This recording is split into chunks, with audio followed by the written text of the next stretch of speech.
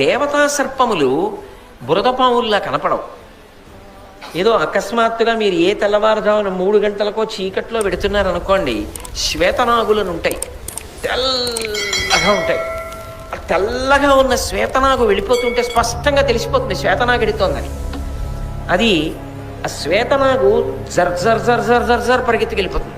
ఇక కనపడదు దాన్ని, అసలు అలా చూడడానికి కూడా ఉండదు, దాటిపోతుంది.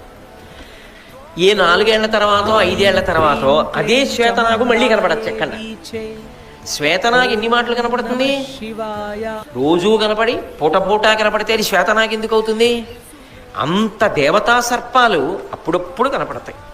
కానీ అవి కనపడ్డాయి అనుకోండి, వాటి దర్శనమే పుణ్యప్రదం. అది అలా కనపడితే చాలు. అది ఏదో గొప్ప పుణ్యాన్ని ఇస్తుంది. అది ఎంత పుణ్యాన్ని ఇస్తుందంటే చచ్చిపోయేవాడిని కూడా బతికించేస్తుంది.